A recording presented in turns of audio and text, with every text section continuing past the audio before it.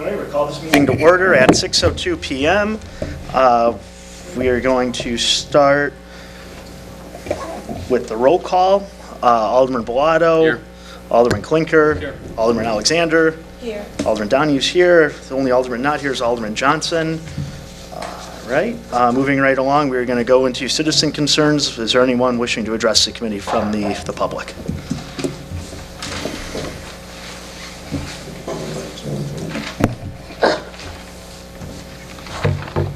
Okay, we're watch group number 37, and we have concerns about the floods over there in our area. Give them your name. Rachel Orozco. Nancy L. Thompson. Margarita Humbles. Okay, first of all, Chairman. Permission to pass copies to all of them. I'm only gonna pass out 2 copies. You guys can share. Sure. Here, I got a copy for you.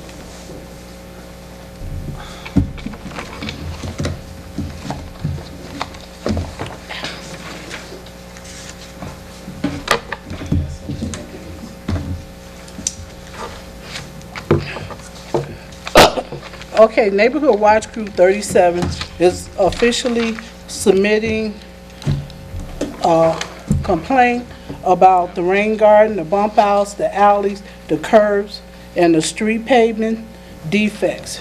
The contractor failed in all areas of building the rain garden, street, alley, curbs. Robinson City engineer approved faulty and incomplete work. If you look at the front paper, Longwood looks nothing like that. Okay? If you turn the page, you'll see how Longwood looks. They left rags in the sewages. They said that was temporary. It's more than a year later, more than a couple years later, the rags are still in there. Someone made a comment that the citizens did that. No, these rags was put down in here and concreted. By the contractors who left. And the Shoddy contract, work. and they were paid. You turn the next page, this is the way the drain should have looked. Okay? You turn the page, this is the way our drains look. If you look close, is the weed protector, that's in the drains there too. If you look at the bump outs, see how that curb supposed to be to prevent the water from going in? It's not like that. I'm on the corner. It was supposed to have been another row of concrete to stop the water from going into my property. It never was put on there. Okay? We had floods originally. This was 7/14. If you look at some of the other papers, the floods are just as bad or worse. Okay, we got neighbors that didn't have flooding, and they have flooding. We have one neighbor, she had to replace 2 furnaces. Ms. Humble, she had a problem with the alley. The problem is still there. Okay, we have people we're paying money to, and these are tax money, and they're not doing the job. Ms. Thompson's gonna go into more detail about what actually is the problem, and we will be submitting an official letter to the city with the signatures of the homeowners of each home complaint. Ms. Thompson? Okay. Well, based on rainwater flow, alley, street, puddling water, not being directed into the rain gardens, an engineer could not have been on site to ensure a property roadway or curb grading. Blue Island Public Works, Water Department should have ensured bricks, curbs, and roadway material did not end up in the sewer before signing off on the $1.5 million Longwood, Washington and Vincent's grant project. I want to stop right there. Remember a reading of the minutes that Alderman Carr stated that neighbors had put debris in the floor sewer. That is absolutely incorrect. Why would neighbors put that in there? It was the incompetent contractors who left it in there. That's who left it there. Incompetent people who did work. Let me see, can I get this back? Did not do the proper job. Before signing off on the $1.5 million Longwood Washington Vincent grant project, a corrective action plan needs to be developed that includes the following: goals, objectives, benchmarks, timeframes, tasks clearly identifying who is responsible. To get everything corrected and completed on the Longwood, Washington, and Vincennes project, rain gardens have sewers above grade. Rain garden curbs are barriers that prevent rainwater from flowing in them. Curbs not properly graded to meet roadways or rain gardens. Streets are not properly graded, leading to puddling in roadway and increased basement flooding. Alleys, incomplete asphalt missing, are not properly graded, leading puddling in roadways. Garage flooding. Ms. Humble has garage flooding. 6 inches of water. Okay, say it, Ms. You can say it. How many inches of water? When it floods really bad in the alley, I get about 6 inches of water in my garage, in the entire garage. The concrete has broken up, as well as my garage now, but the wood and stuff has pretty much deteriorated. And so literally I have to take a shovel and go in my garage and literally take the shovel to throw the water out. And that's been happening for the last 6, 7, 8 years. And I'm still getting it. This problem that she is talking about was reported to Municipal Service Chairman Nancy Rita, which never give minutes. So it wasn't ever put to the full council because she failed to have minutes. So this was never reported to the full council due to Nancy Rita not doing her minutes, which I've spoken to in one of the last meetings. She's following the same suit again in finance. No minutes, which has to stop, and it's going to stop. Continuing on. Sewers are blocked with concrete and asphalt, leading to increased basement flooding. Now, if all this money was spent to contractors, why are we still flooding? Even worse. I didn't have any flooding on Longwood because I have 3 sump pumps. The idea that these contractors were going to stop the water on Longwood to keep it from traveling to Washington, that didn't happen. Still flooding, only additional flooding now. Now that the streets are done, wasn't properly graded or anything, the water stands in the street. Totally unacceptable. We're not going to have it. Anyone else want to say? Carol, you want to say something? Yes, should Miss Humble over here submit her property damage for reimbursement to get her garage floor replaced to the Municipal Services Committee? Which committee would that be, if you know? Judiciary. Thank you, Kevin. One of the things that I did at the request of these lovely ladies was also take a look. And as we heard in the Municipal Services meeting, I don't know if any of you had the opportunity to watch it. Mr. Alvarez responded, and most of his responses went like this: I'm working very hard to get the contractors to come back and do something. I've done all that I can do. I'm working very hard to try to get them to make some corrections. I want you to keep this at the forefront of your mind, not in the back of your mind, at the very forefront of your mind, because the next project is a $10 million low-interest loan for our water system project, which not only includes contemplation of smart meters, Got to be honest with you. You may want to go ahead and do without those, the meters on the homes, although they maybe a couple of them aren't quite right.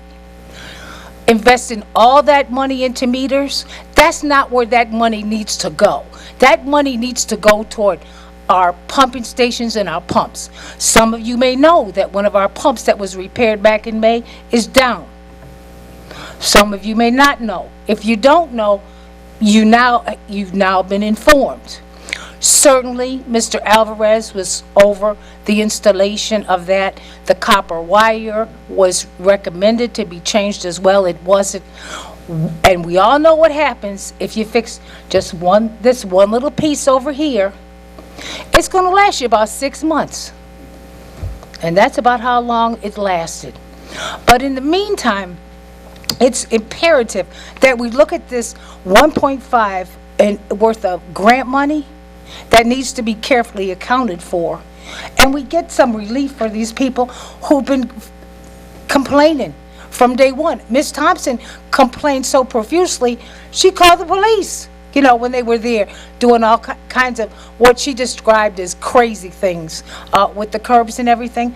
And if you can't find the curb in the rainstorm and in the snowstorm, and I really appreciate Mike Meck going out there to pour a gallon of water on the materials that were used for the roadway and the alley. That helped demonstrate that there was some porous material used in a certain area, but that's not going to really demonstrate for you guys what's happening during a regular rainstorm, a severe rainstorm, a snowstorm, or when the snow melts. I mean, these people have to live on standby and on alert, and that's really not a good place to live. And I'm confident that with the four of you, that you've got to be able to come up with a corrective action plan. You've got to be able to do something to provide some sense of relief. You've got to be able to look at this stuff and see it for what it really is. And it really does look like a $1.5 million waste of money. Although I will say, the streets are no longer crushed. They're no longer crushed. You've got a puddling problem, but they're not broken. For what good that does. Thank you. Thank you. I just want to add Sure. that Mr. Alvarez promised that he and the other Alex, I think Oracle Company, which this guy has done work for the city of Blue Island. He has gotten millions of dollars from the Vincennes hole at 119th Street that never developed into anything. He ripped this city off for millions, and he came back and ripped us off again for Longwood. And Eric Alvarez said they would correct the problems. We had Mr. Tolliver, who is a very, very, very experienced gentleman, very knowledgeable. We walked the alley to correct things in the alley. He told Mr. Alvarez, as well as the other Alex, what was going to happen. Water was going to stand in the streets, and they want to poo-poo it off as if he's an idiot, because he's not an engineer. But what he said came to pass. We have proof of it right there. Water standing in the street, but he couldn't acknowledge it at the time. He promised they'd come back and correct it during the summer. We haven't seen hair nor hide of him or the contractor. And it's unacceptable. We are not going to stand for it. If we have to sue the city, Robinson Engineer, and ask for him to be fired, that's what we'll do. Thank you for your time.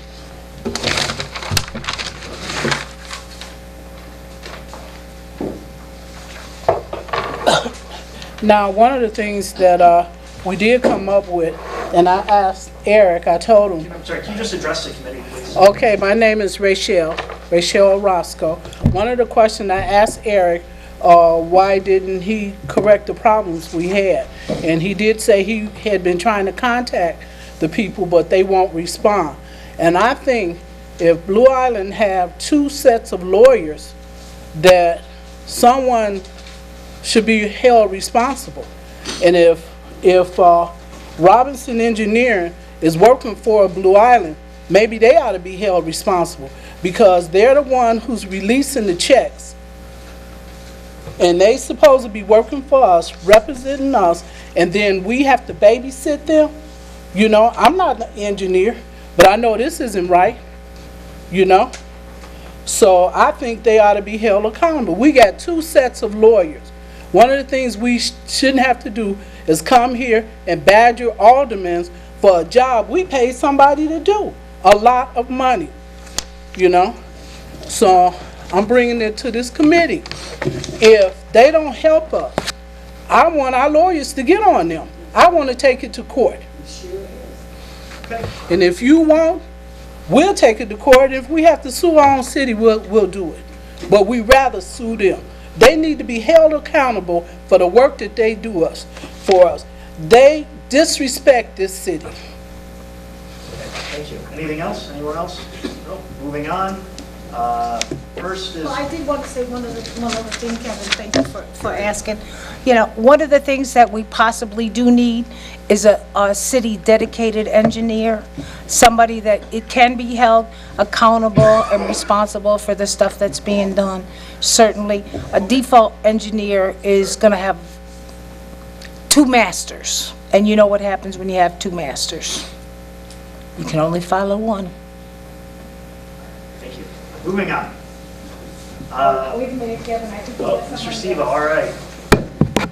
Hi, Chairman Donahue, members of the committee.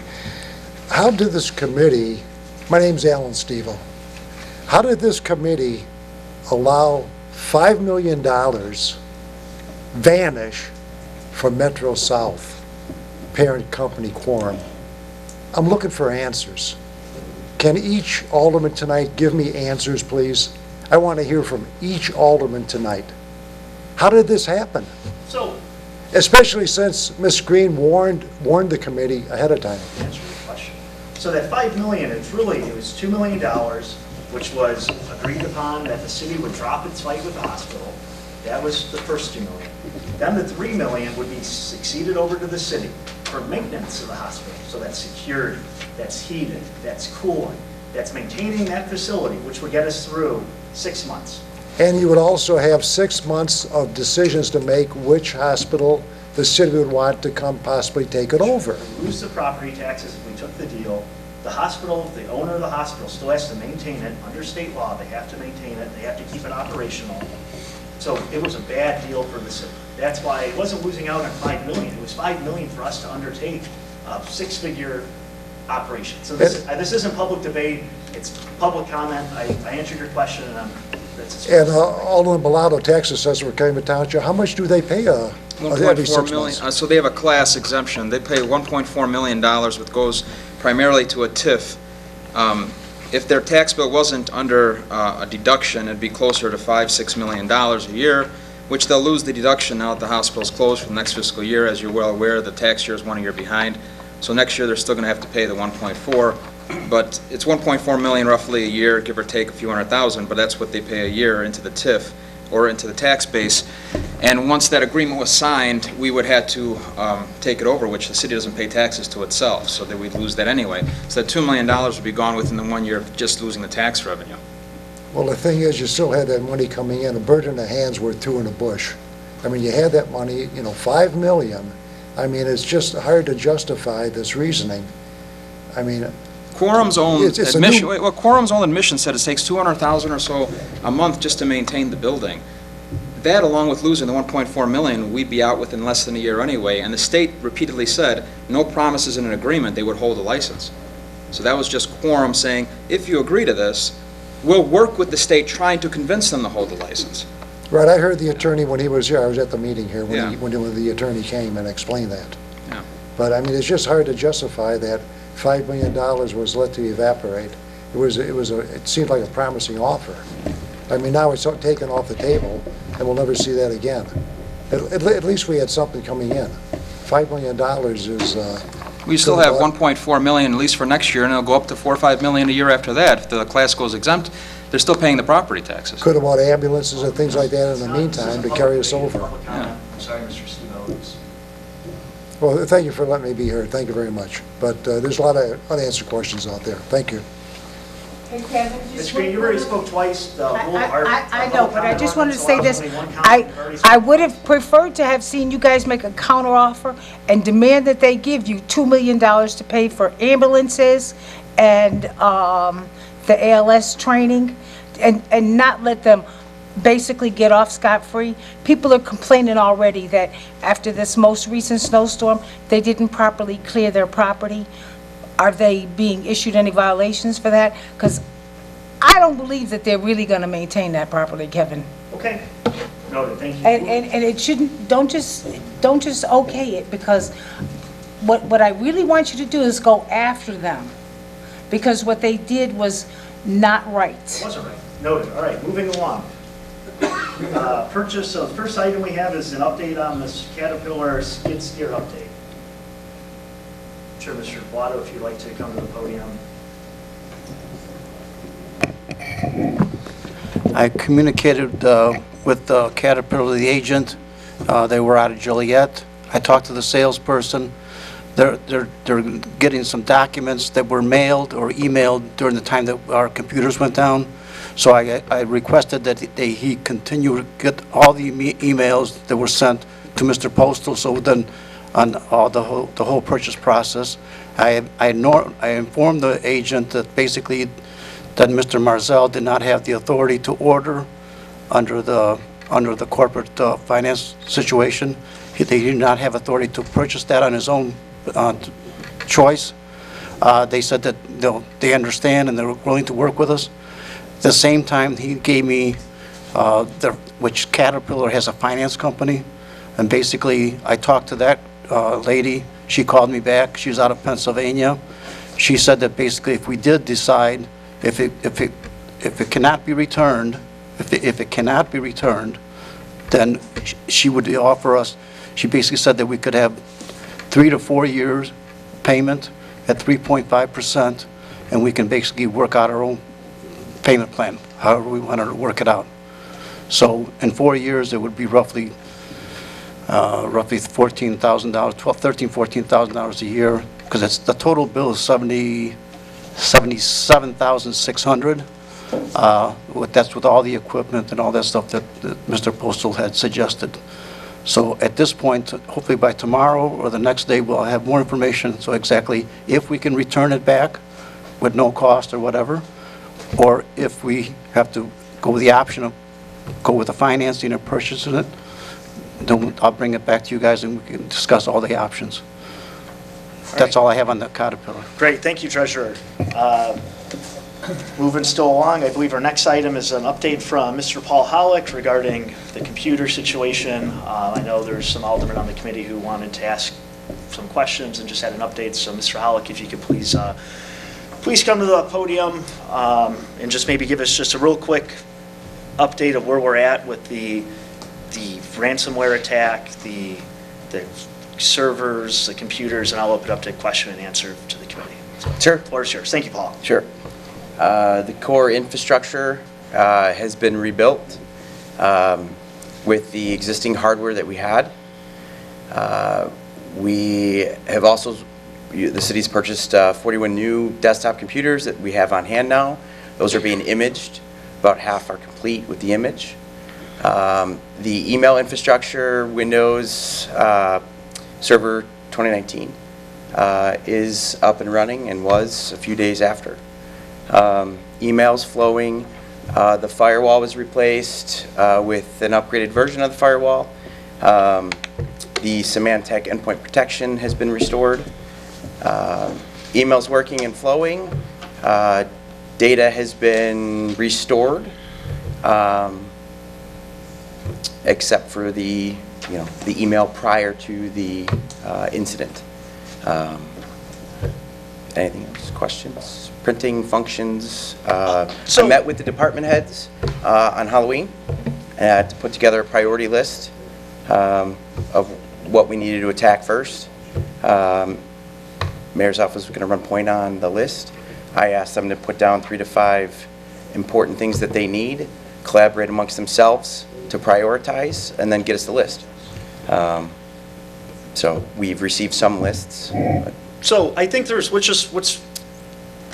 start at the beginning, because I believe there Sure. hasn't been a good flow of communication to the aldermen of what happened, because I heard about it because you called me and Correct. Alderman Bilotto and with a frantic call. Sure.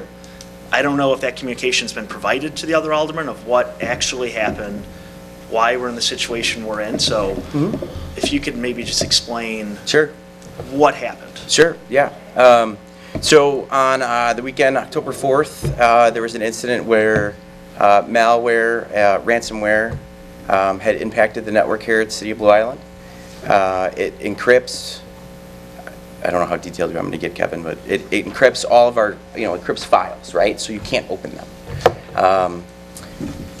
That type of attack happens through what's called phishing, spam email. So somebody within the city opened up an email. And what time did all this happen? The attack started about 2 o'clock in the morning on that Sunday. I believe it was October 4th. Has there been any type of investigation initiated? No. No, there isn't, the CIA, NSA, FBI, Secret Service, you cannot, it doesn't work that way. So there's not a way to pinpoint what There's not. computer? There's not. what computer I can opened it up? pinpoint what time of day it happened. And there isn't, every piece of ransomware is different. This one is called the Ryuk, R-Y-U-K. You can read up about it. It's Russian. It has been targeting municipalities, hospitals, and there isn't any slowdown in sight. So this isn't just the City of Blue Island. This is across the United States. Sure. And it has happened. Yeah, Riviera Beach, Florida, Yeah. Rockford, Illinois School District had 120 servers attacked in October as well. Riviera Beach, Florida, 35,000 residents. It took them like 8 months to come back from that. They thought it was an act of terrorism. The FBI was involved, so on and so forth. Cybersecurity it's some serious stuff. This is the new Cold War. I was just in Dallas with 2 high-level companies for cybersecurity seminars. One of which spoke about a hearing aid, second largest hearing aid company in the world, and they were attacked. It took them 5 to 6 months to get their 2 largest facilities back up and running. And the overall total loss for that company was $95 million. So there's a huge impact. Sure. So yeah, this isn't like, oh, I found it and this is who did it. Right? This doesn't work that way. So at the end of the day, the attackers and how this thing works is it encrypts your files to where you can't open them. The only way to survive it 100% is to have a backup. And that, listening to me talk about this now, would have been good advice 5 years ago. Well, so that's Because my backups don't even work. my final question. Yeah, go ahead.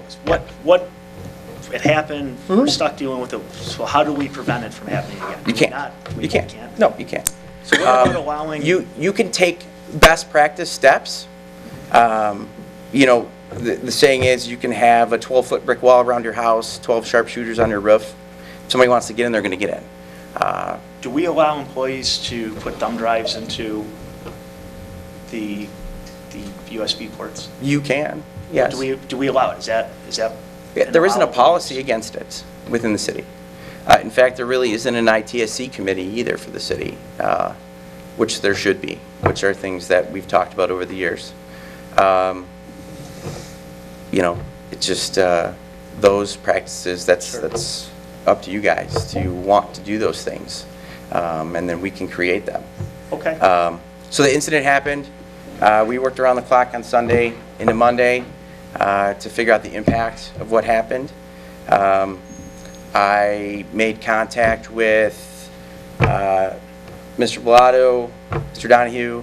I also called Randy and also the mayor. Mayor didn't answer, left a message. I didn't hear back from him. Contacted Mr. Marzell, told him what happened, walked him through, told him the steps that we were going to take, and we started diligently looking for any type of backup that we had. Luckily, being that with all of the litigation that's happened over the years, you know, we're running out of storage space, you know, server space just to store files, because we can't delete anything, right?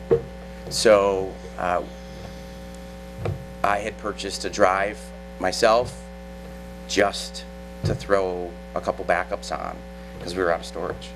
So that was, being that it was not on a Windows device, it was on a Linux-based operating system, and it wasn't directly attached to the network, that backup was mid-August, and that's what we restored to. Thank goodness. Otherwise, we wouldn't have anything. So we've restored that. We're working with the departments. Like I said, I met with the department heads. Our communication has been with Marisol and Mike. Mike's no longer here, but Marisol and the department. We're here pretty much every single day, even above and beyond what we get paid for, you know, to put the pieces back together.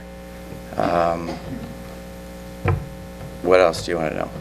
I don't have any more questions. I'll open it Sure. to the committee. Yeah. How were you made aware of the malware? The police department, sergeant on duty at the time on that Sunday morning, contacted one of my technicians, and then he called me. So.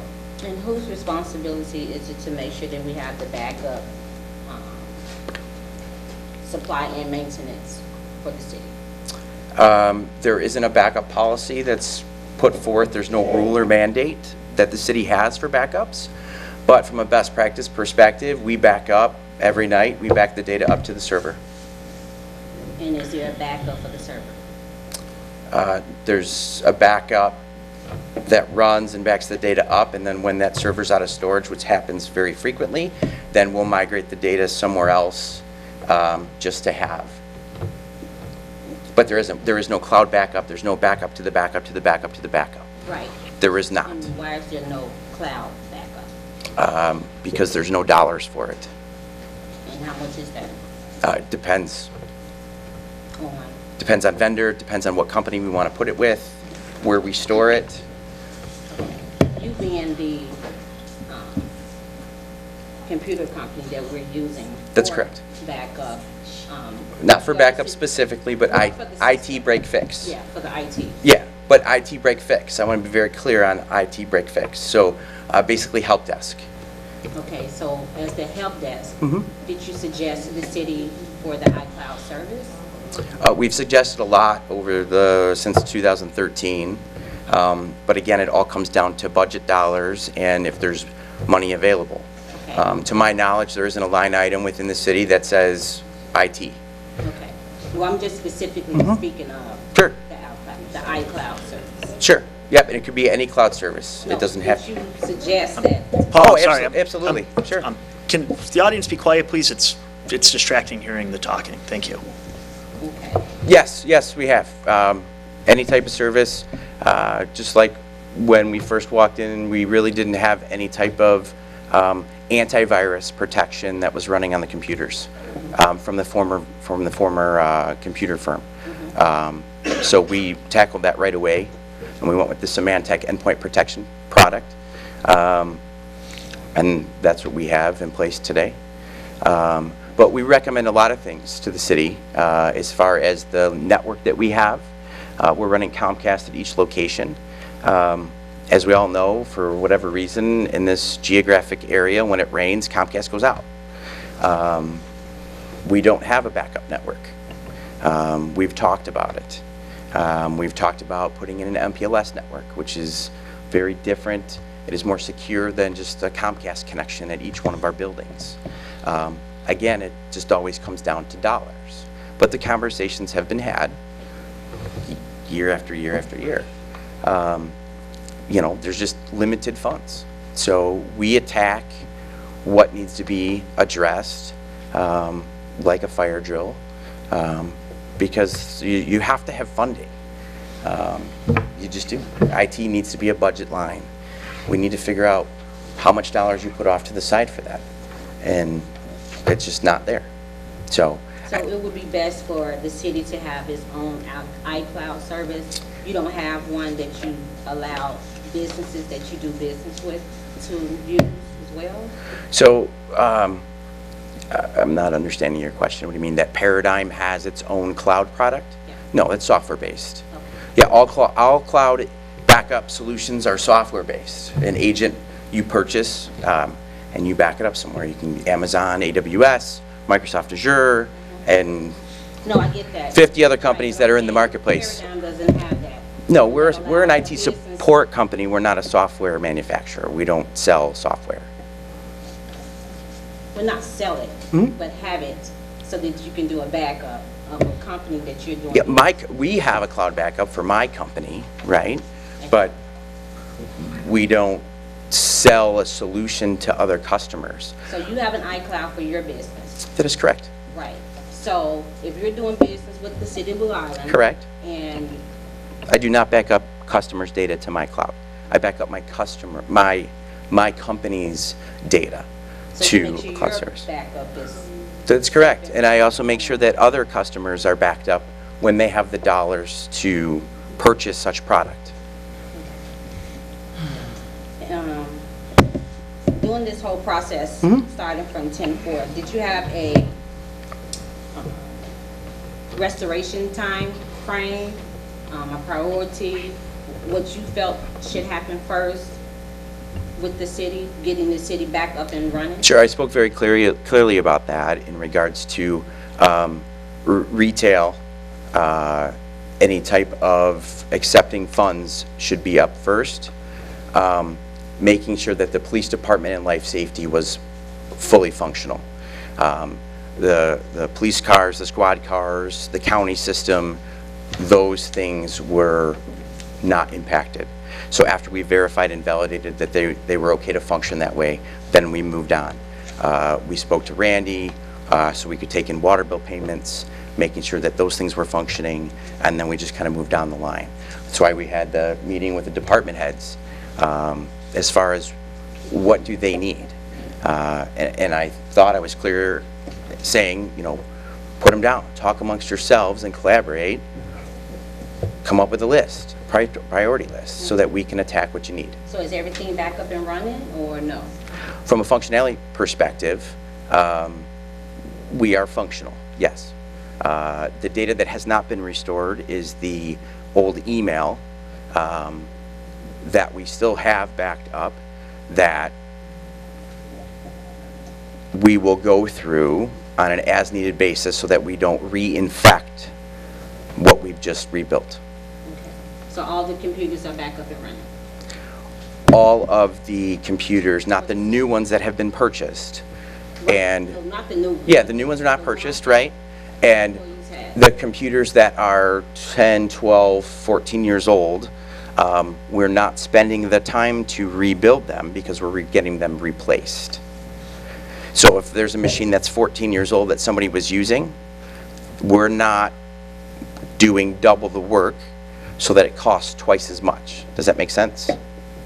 Yeah, that makes Okay. sense. So in a case where if somebody has a computer that's 14 years old and it died and it can't be functional, I'm not going to spend the time to rebuild that because it's going to be getting replaced.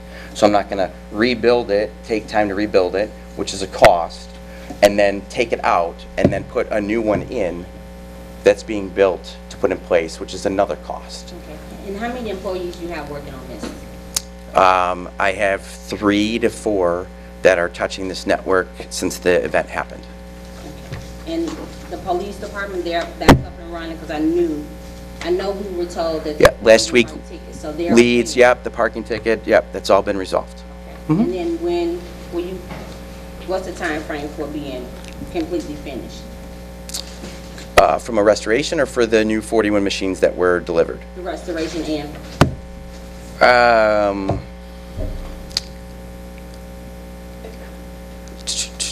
We'll probably have the machines all deployed in the next 4 weeks. okay, so by the end of the year. Give or take with the holiday time, yeah.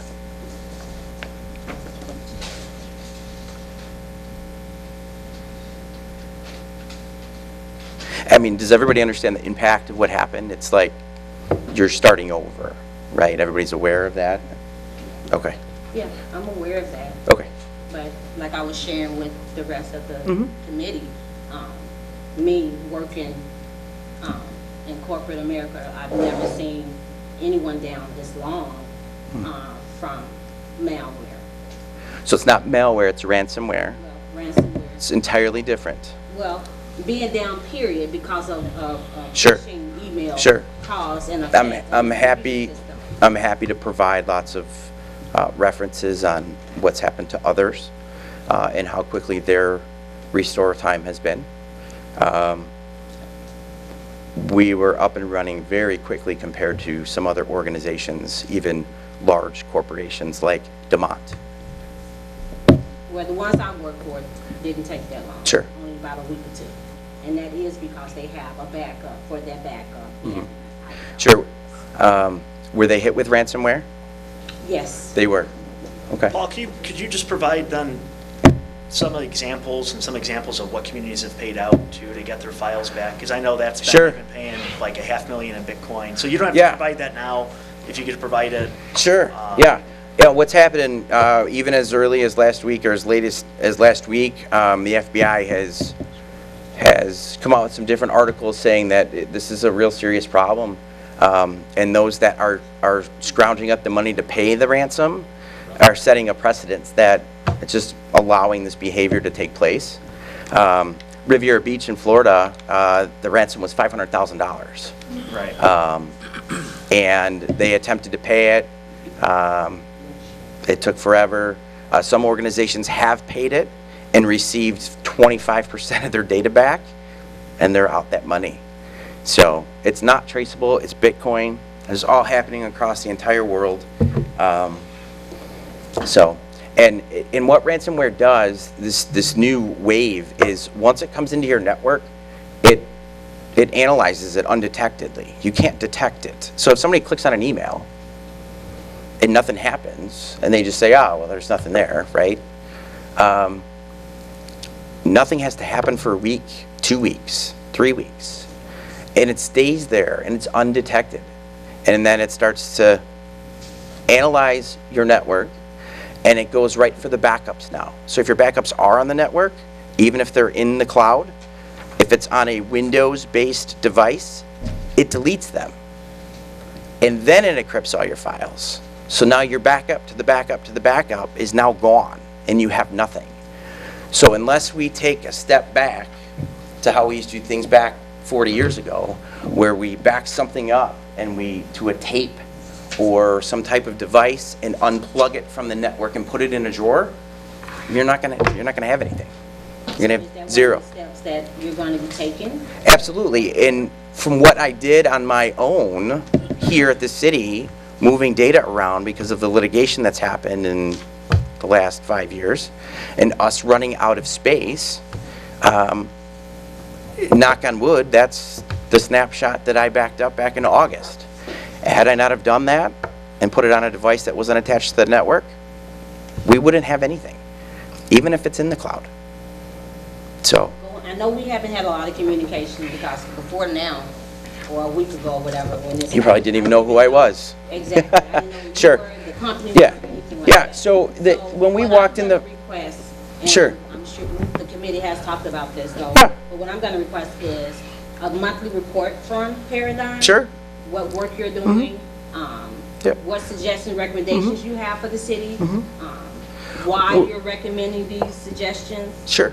and also to get some quotes as to the iCloud and whatever we need to make sure that the data for Blue Island stays safe. Yeah, absolutely. And this, I agree. we don't have to ever have this happen to us again. Sure. Yep. I couldn't agree with you more. When we first came in here in 2013, and there was a cost savings involved from what the city was paying before to the prior vendor. I met with Mr. Anastasia every month, once a month. every month. And we went over projects, what changes are happening, new hires, what to expect.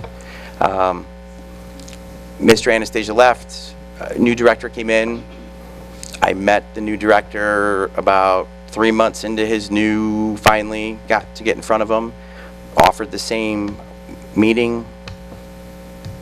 So, you know, we're here a lot. We're here way more than what we get paid to be here for. We're here, we get paid for 2 days a week for 100 people. Why? Because that's all the city could afford at the time.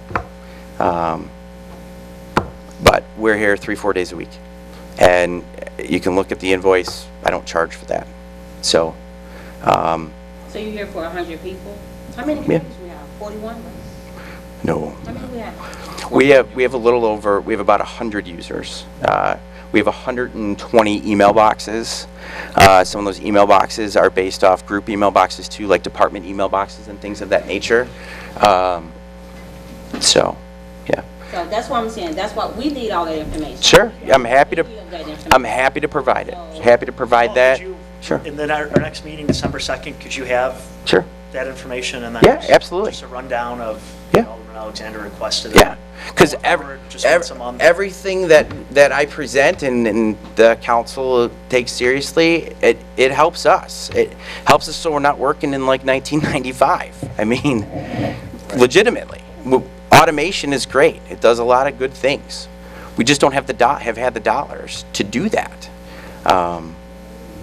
So, All right. Thank you, Paul. Anything else? anything else? Any other questions? Brad, Jim? No? All right, thank you, Paul. Sure. We look forward to seeing your report next Yep. month. All right, next is moving along, Longwood Drive update. Mr. Alvarez, if you please come to the podium. And I believe I was provided a memo. Did the rest of the committee get this? Yep, thank you, Alderman. Everybody should have a copy of this memo.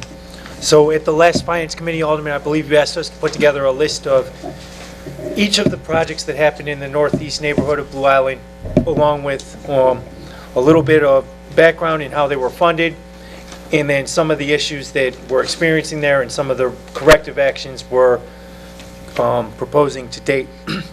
So one of the reasons I thought this was a really good idea, Alderman, to put together is because, I mean, it seems to be very hard. Well, it is. It's very hard to keep a track of, you know, maybe 4 or 5 different contractors, 4 or 5 different projects over a number of years. I think these all together spanned over 3 years, at least 3 years of design and construction. So would you like me to go through the list a little bit and?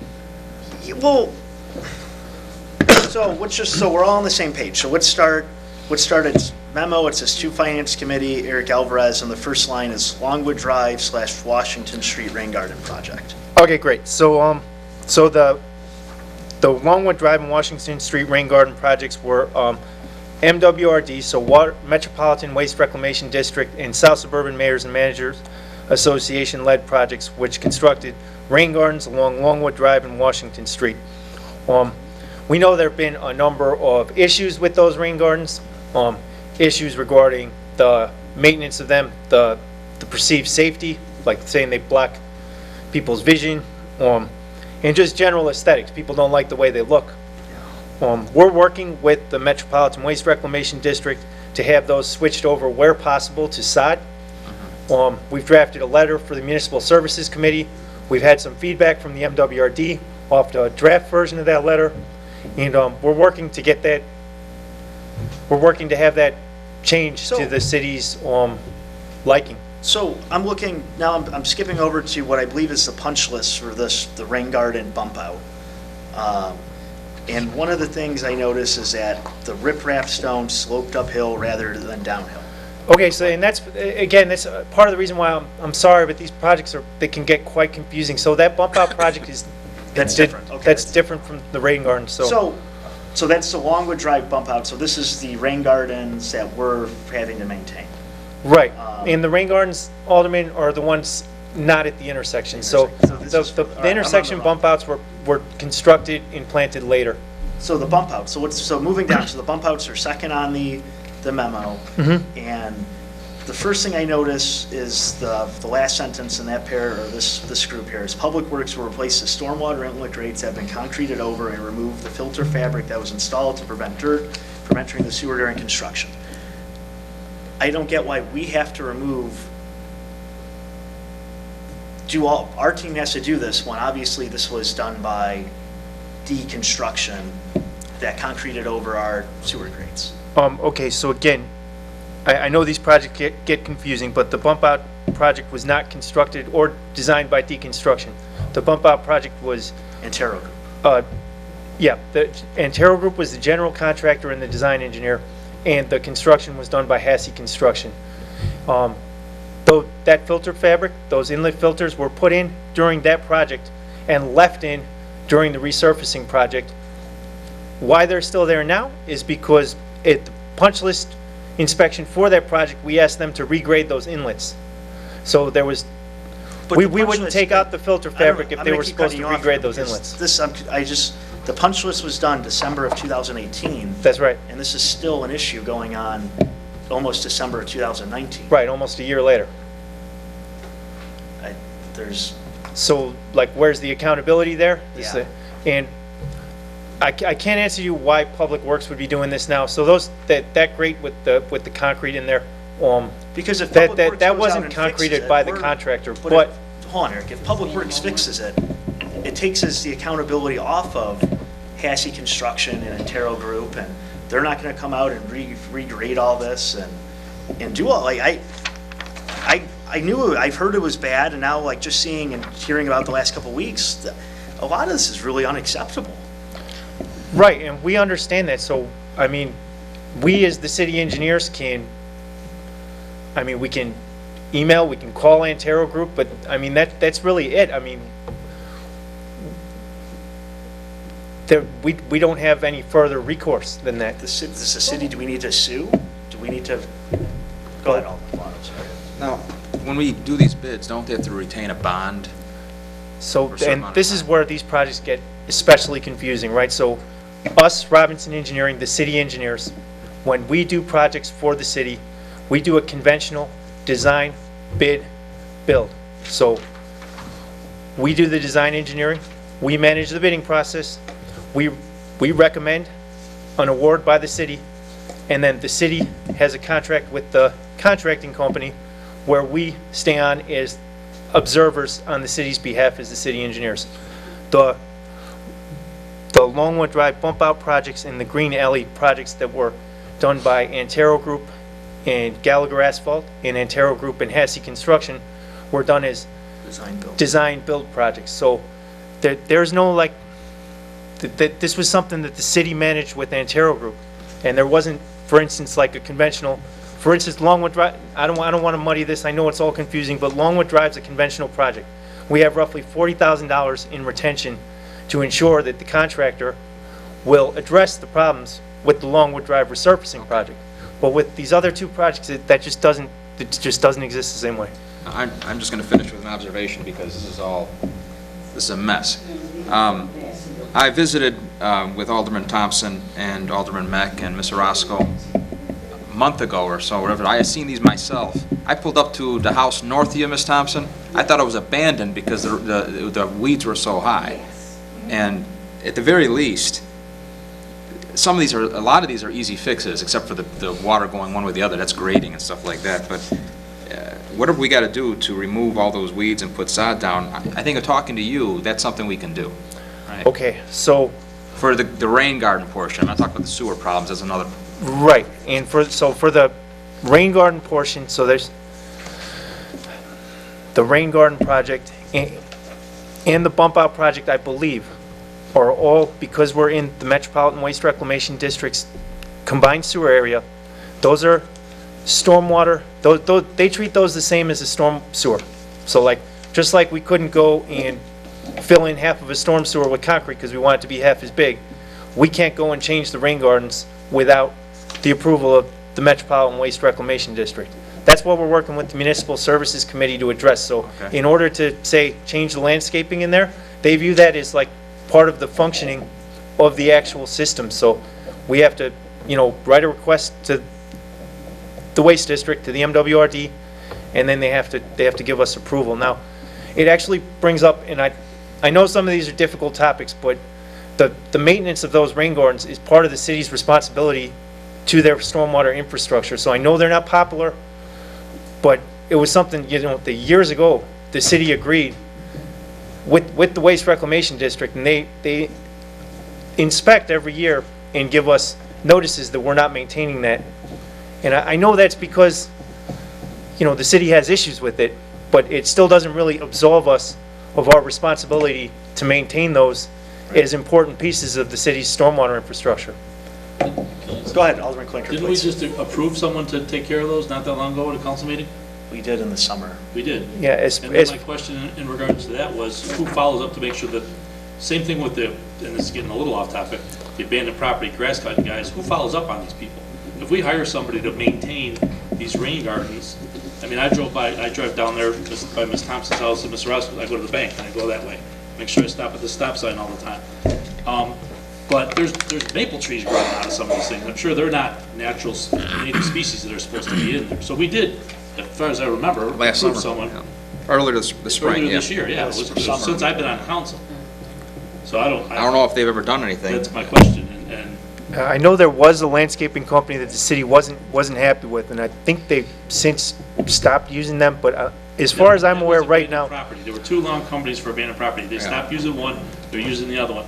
This was a separate deal, and I'd have to go back to. The woman put them in, she submitted it. I'm pretty sure, Alderman, that this deal has never gotten approved, but I could be wrong, I don't go to every single finance committee or anything We like approved a that. maintenance contract this summer. Yeah, And it's like Green Thumb Landscaping or We something were like told that that. we had to have this, we had to maintain it. That's good, that's good, and I'm telling But you the it's same not- thing, so if you've done that, I mean, that's good, and So, the maintenance, I mean, the follow-through with that, I can't answer Yeah, that I question know, for I'm you all. not saying it's your job to follow through, but we need to find out who's supposed to be following through from the city's point of view, whether it's the building department or whatever. So, as our city engineer, when, I know this was a project that had a different engineer as the designer, is it Robinson's responsibility to go out and say, hey, this is okay, this is not okay? I know the punch list, but like some of this stuff, like I can't believe we didn't catch the concrete in the sewer, the fabric over the stuff before, how some of these are, the slope, all the drainage, like where's the accountability on your firm, Eric? And I'm not trying to be difficult. I think you do a really great job. I think I like Tom. I think your firm's really good, but I really think someone dropped the ball here. Well, okay, I appreciate that. Number one, thank you. I appreciate your support. So we as the city engineers, when we do a project for the city, again, I mean, if there's issues during construction, we hold a retention. And I see Well, we don't hold a we're holding retention, the city 40,000 holds a retention. But it's not doing enough. I'm just curious how it got to December of 2018 before you guys went out there and said, oh, hey, this stuff's not good. I just don't get how it wasn't caught. Well, that was done in the late, that paving was done in the late fall, and that Yeah. December 2018 inspection was immediately after that's the last thing you do in construction, really. So, I mean, in my opinion, that was handled the way our construction projects are handled. I mean, we did So the what- contract, we had a construction observer. It wasn't somebody wasn't out there observing the construction. Yeah. When we saw issues with the construction, we did a punch list observation. But We did a they're not fixing the punch list, though, is what And- the and- problem is. Antero Group's not fixing the punch list. Well, I mean, I agree with that. Right, I'm saying, that's the issue. So there needs to be some sort of enforcement mechanism, and that's maybe we have to instruct the city attorney to send a letter to Antero Group that we're going on a year now. I'm sure this has happened in other communities where these people are, not just them, just in general. So maybe it's a discussion someone I could have with Carrie about this. 'Cause Yeah, there- and there is- Alderman, that's really not something I we can can talk answer for about you, this all we want. Right. I could call Antero Group and they're just gonna hang up on me. You could call Antero Group and they've been hanging up on you. It's Well, not, honestly, Alderman, that would be a suggestion I could make to you. So as us, as your city engineers, as a consulting engineer, you as an alderman or the city officials, that you all have more weight than us a lot of times when it comes to dealing with the government agencies and when it comes to dealing with other consulting groups, so. Treasurer Bilotto, sure, go ahead. But Jeff, please come up to the mic and speak, since we're being recorded. Thank you. I feel that I have to interject here, again, without pointing fingers. As we all know, for the last 2 years at least, there's been a lot of problems with the direction, without follow-up. I'm not going to go into the whole thing. That's where the fault is, okay? The punch list that you basically, in the past, we used to meet, Yeah. okay? We used to get with the Public Works, the directors, everybody used to meet, discuss the issues, and then we used to go out, if we wanted to ourselves, all the officials, aldermen, would go through the punch list or whatever. When we did the bridges, we checked things off and we caught things. Yeah. Okay? That process was lacking. Okay. And that Intero group is separate than what. I understand that. And I think I'm gonna talk to our city attorneys about some recourse or what enforcement we have with this, because we're going on over a year now, and the issues aren't being corrected. I'm not blaming you, I'm just. No, I understand that, Alderman, and again, it's like, maybe a suggestion or what you're saying. I think, the city attorneys, you as the city officials, the city aldermen, you all have a lot of weight when it comes to consulting Yeah. groups, so. Could you email me these? Yeah, of course, these yeah. memos? Sure. Did you want me to go through so didn't quite get through all these, although we have talked. So there are a number of issues there on Longwood Drive. I know, the neighborhood block groups. I've seen so many photos of the flooding over there, and I don't think it would be right for me to finish this talk without telling you that they're absolutely correct. There are underlying problems there that we need to address as the city engineers and that we need to address as the city of Blue Island with the flooding they experienced there. So there's only so much this green infrastructure can do. This green infrastructure, and in this case, I feel perfectly happy to talk to you all about it. This green infrastructure is not meant to stop the flooding on Longwood Drive. It's meant to help. But there's some very large infrastructure projects that need to happen in the northeast neighborhood before you're going to see an end to the flooding up there, if ever. And it's because the storm sewer's not big enough, the flat surface. Yep, that's right. So we're working on two basic problems. One is the terrain, which is we have a large hill draining into a very flat area. So the water rushes down the hill from the west and then has nowhere to go. Once it has nowhere to go, the sewer pipes that are supposed to take it away are way undersized. So the Waste District has done a preliminary study which showed we need roughly like a 60-inch diameter relief sewer along Washington Drive. And there's no way doing green alleys and doing rain gardens is going to replace a 60-inch concrete pipe underground taking water under it. Sure. So I just want to leave you all with no illusions. What do we have right now, just for? The drain pipes range in size from 12 to 18 inches. And they're recommending 60 inches, which is substantial. A 60-inch relief sewer, so a 60-inch sewer on top of what's already existing. Wow. And that's a very simplified, they went through and sized it, but it's a very preliminary study. There's no engineering design on any of that, but the takeaway you can take from that study is the infrastructure underground is enormously undersized. It's sure. And there's nothing a permeable alley is going to do. There's nothing a rain garden is going to do to replace that. The water's got to go somewhere. If it's just. It helps, but it's never going to take the place of that. Are there any other questions from the committee?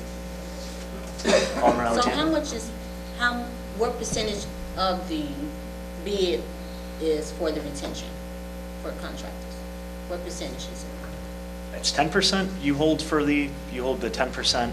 Alderman, we typically hold 10% as part, like the contract allows the city to hold 10% back during design. What we typically do with projects like this is we recommend to the city to draw down that retention as the work gets approved. So for example, if this punch list work on Longwood Drive had been corrected and we were happy with the way everything was functioning, we probably would have wrote a letter in January or February to say, please draw down the retention to 3 or 4% to cover, say, like the landscaping, which you have to go back in the spring to make sure it survives. So we typically on a project will draw down that retention, it'll start at 10%, and it'll go to 0. Okay, why does it start at 10%? That's just part of our typical construction contract, so it's up to the city. It's the industry standard, but it's up to the city, Okay, and for the bids that Robinson handles, the design, the bid, and the build, is there retention for Robinson? Is there like a design retention? Because if you design it, then you would come up with the punch list, what needs to be done. And so if the punch list isn't finished, then, yeah, we will have a retention until you make sure that that contractor does what it needs to do, so that we have a retention for both, engineer and contractor. There could definitely be a retention set up with an engineering company, but the problem with that is, the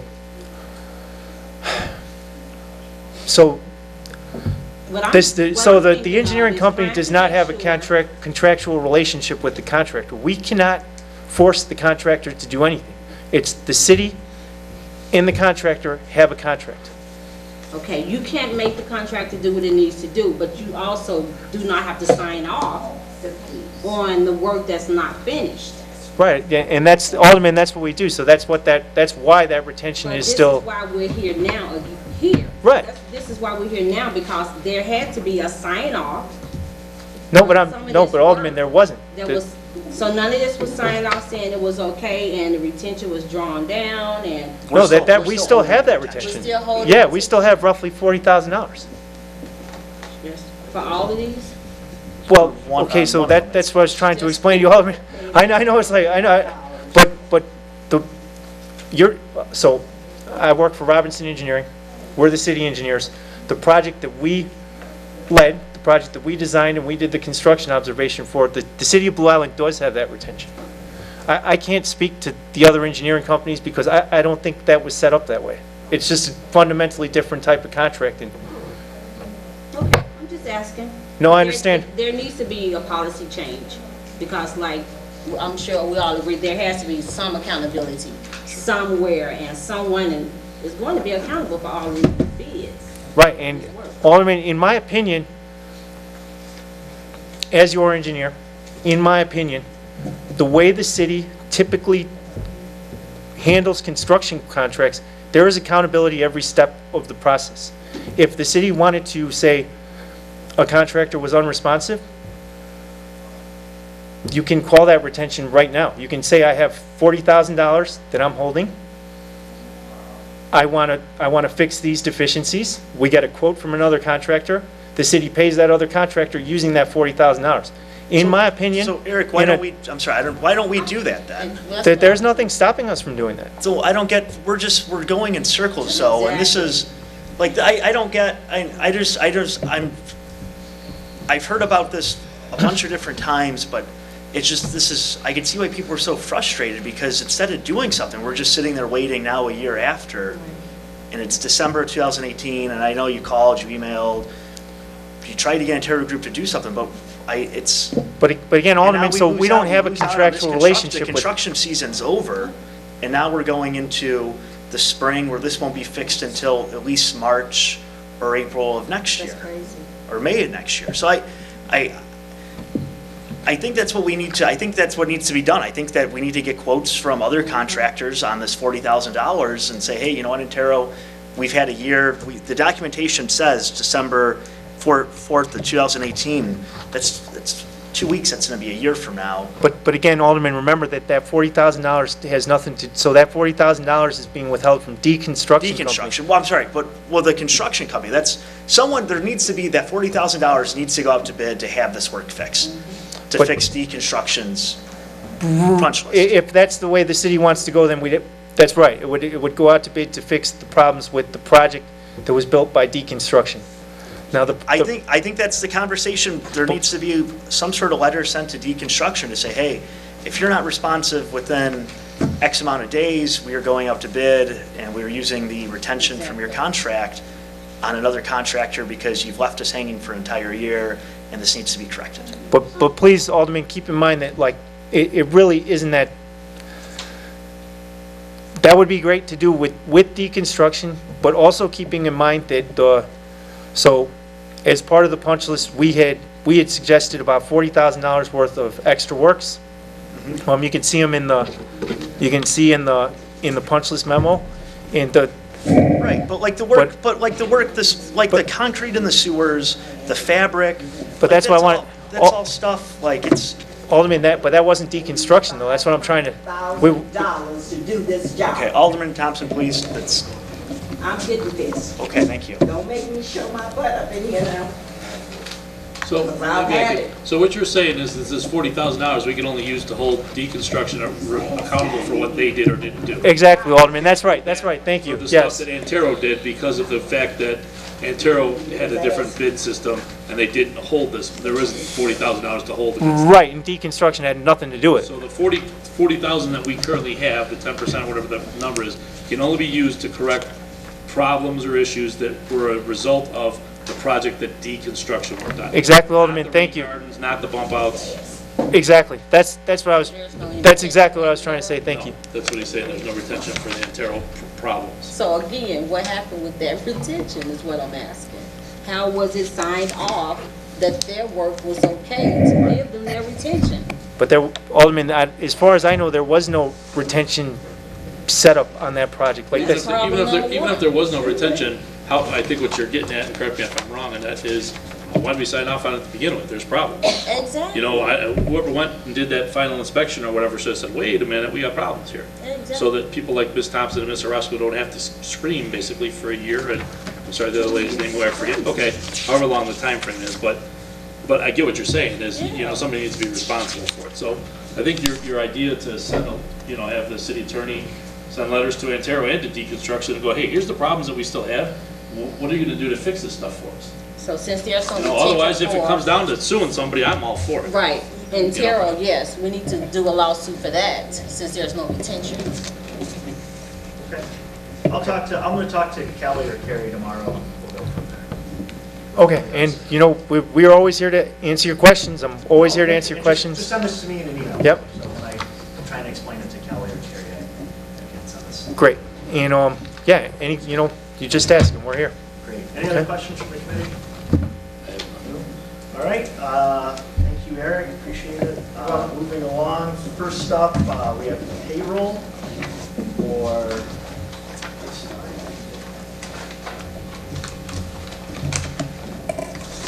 so the full payroll amount is $329,263.96. Are there any questions regarding the payroll? I won't have any spreadsheet together.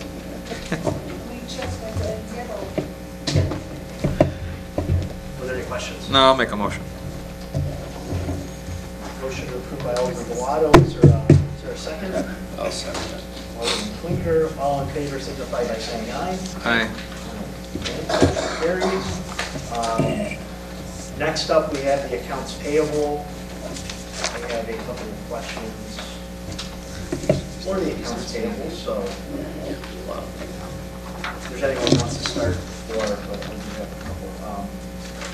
Marisol, were you here to answer the accounts payable question? Yes. Do you want to come to the podium? So, first one I have is for Benish, and it's on page 3.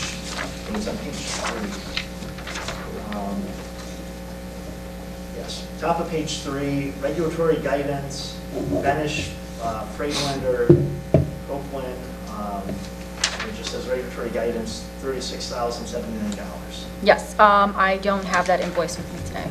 I don't have any invoices with me today, but I'm privy to most of them. Okay, so do you know what this one is? No, I do not. I can pull it and move it to the next, December 2nd then? Yeah, Is that we'll what just you want to pull do? that one. Okay. Let me grab my pen. So then, next question, still, it's on, under the business card, and it's going to be on page 4. It says, printers bought from Best Buy for ambulances. I know it's already on the credit card, so we've already paid for it. Oh, sorry, page 4. So it's under the business card, and it's the right above, 3 above, Calumet City Plumbing. It says printers bought from Best Buy for ambulance. Do you know what those printers are? I believe they're, I can, Yeah, so I can please. kind of speak to it. Thank you. So in the past, we did written reports by hand. I know they've switched to computers now because the state requires it. So this is a way that they can actually, what they do is they do the computer report and print out a copy. I believe they leave it at the hospital because in the past, when we did ambulance reports, there were, 4 or 5 different copies and one got left at the emergency room desk. So I believe that that's what they're for, is they have to print them out. So there's a printer in every ambulance. So, Okay. thank you. You all. Sure. My next question's not, so going to page 10, it says law offices of Stephen H. Fine, Houston versus City of Warren.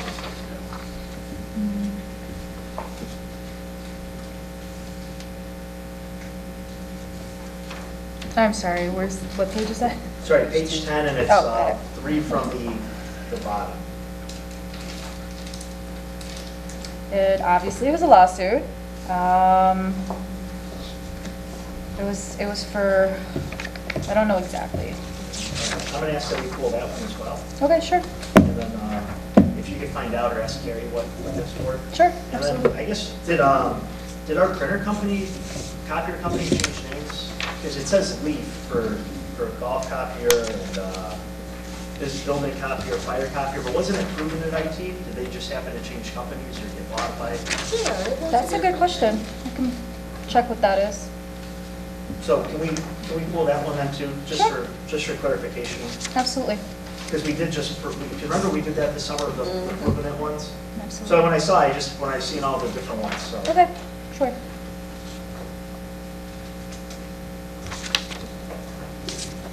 think that might be it. Nope, I have one. That's it that I have. I'll open it up to members of the committee if there's. Page 17, 10210, it's the first one down, actually. Sally H. Salzberg, Legal Matters Houston. We're going to pull one Houston thing because we don't know what it is. Sure. Probably pull that too. Sure. Legal Matters Houston, sure. Yeah. No problem. I mean, if we're pulling the one to figure out what's going on. Yeah. Yeah, I mean, it's another that's referencing Houston. I have no idea what Houston is. Got it. There's a lot of things that I'm noticing, quite a few things that are being approved by the mayor because they're over budget. Yes. I personally feel that things, I know one of them was tire repair. Which one is it? I don't have let me go back. The one that I really sticking out in my mind is Yes. on page 15. Okay. Pro forma. This is my neighborhood signs. Over budget approved by mayor, $507.96. Mm-hmm. Any idea what those are, or why we needed to buy them if it puts us over budget? What page, I'm sorry? Page 15.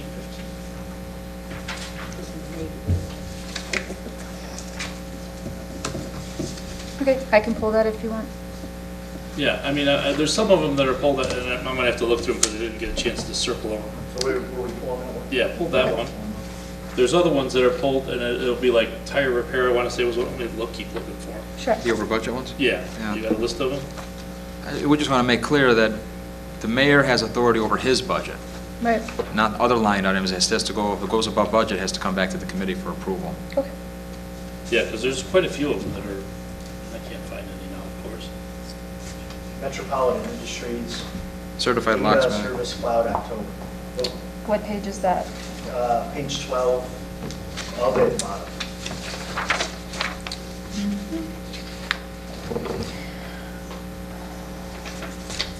So I can help you with that one. Please. Alderman, that's the SCADA system for the city's water supply. Page 8, Greenfields Landscape. I'm sorry, are we pulling the Metropolitan Industries? No, we can keep Okay, that one all right. for the scan Good. system. Okay, page 8? Page 8, Greenfields Landscape, $1,700. Vacant lot maintenance. Okay, so that has been approved by your committee since the beginning. So that one's never been budgeted. I believe it's over budget. I'd have to double check since I don't have emails or, Yeah, I remember Brian told us it was over budget. yeah. I'm not sure. Brian said it was over budget, but it was necessary for the abandoned properties so their grass could be cut. This is because they were doing just the one side of town, and then they took on doing both, because they got rid of the other company, Scott's. There you go. Good memory. Did you want to keep that one? That's fine. I just don't like to keep seeing going over budget. I really don't have an issue with going over a budget on something that's, shall we say, necessary. That one, that sign thing, until somebody could explain it to me, that's one. Sure. I know there was another one, I can't find it now, it was for tires or something, tire repair. You know, if a truck goes down and you need a tire repair, it puts you over budget, I don't have a problem with that either, so. Okay, good. Okay, thank you for that. So you don't want me to bring that to committee for an over budget tire repair? No, Okay. and like Mead Incorporated. For electric. They replaced, it's on page 12. Right. They replaced a photo cell for all the streetlights. That Right. obviously needs to be done, but it's over budget. Okay. But it still needs to come to the committee. You still want it to come to committee? Okay. Yes, it should be still in the accounts payable as an accounts payable. Okay. There's some of these I'm going to address under the revenue expense report number 6, because we're at the end of the year now anyway. We got to attack appropriations in January. Number 6? Oh, No, that's just what you're tell gonna, okay, got it. That's at the end. Gotcha. What is, Go ahead. Eisenhower School? What page? That's for Page that's 7. for the Christmas light parade. Okay. So Yes. I have a question. Sure, so I could just say the general knowledge I have of that is that's the money that's collected during the fundraisers, pays for that stuff, the parade stuff. I think we approved like the ponies, we approved some stuff last time. I just make a statement. Miscellaneous revenue. I'll just make a statement, though. So I sent 2 of my bands from Thornton 205, and I didn't know I can get money to send them here. I sent them out of my budget at school. Wow. And Eisenhower didn't even come last year. My band showed up, though, because it was raining. So, am I supposed to put an invoice in now for $1,000? I sent 2 high school bands here? I would try. Do you know? I sent my bands here last year, the only high school bands that showed up. I didn't get $1,000 for my budget. Fred, I was not part of that committee. So I'm not going to, because I have the money in my school budget to do it. But I don't think it's fair. Eisenhower is in town. I think it's a question to ask all the. If you pay high schools, pay them all, then 500 show up, not just the one that's in town, that's literally in town. But Did you wanna isn't pull the it? parade is for people to volunteer to be in? I understand. So we're paying a school for their band to be in?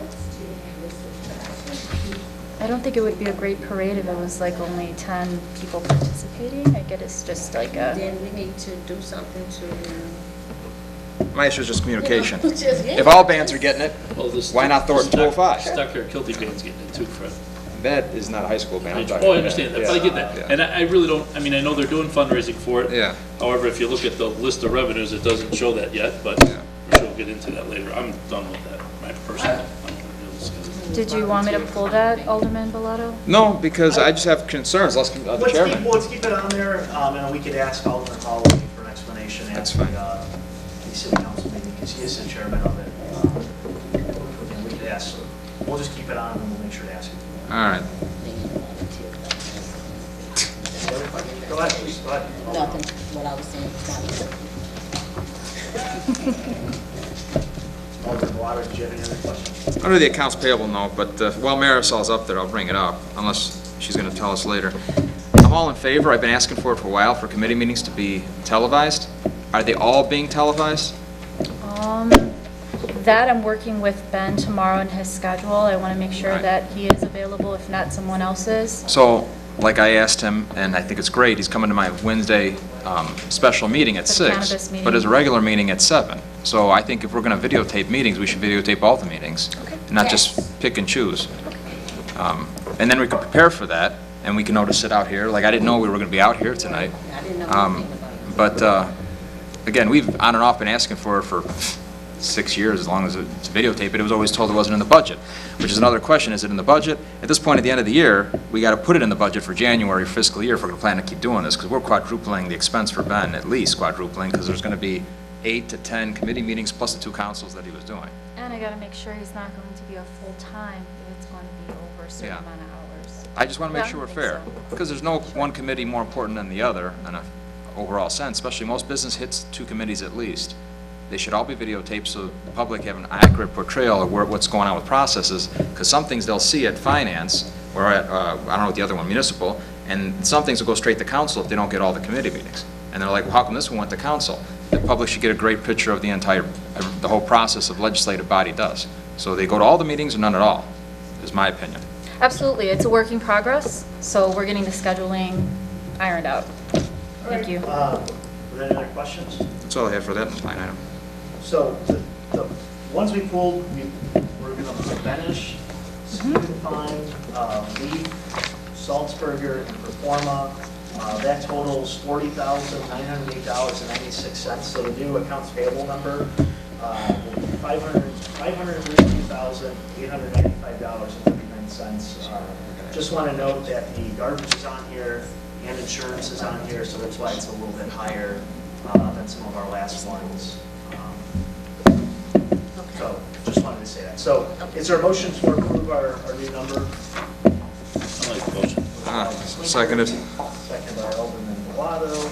All look in at this favor stuff. signify by saying aye. Aye. Aye.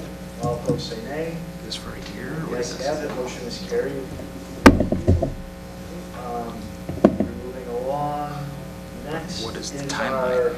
we're going to do, we have a couple proposals here, a couple things from Mr. Dave Myers. So Dave Myers, the podium and floor is yours. The first one is the WRDR proposal for additional services to provide the city.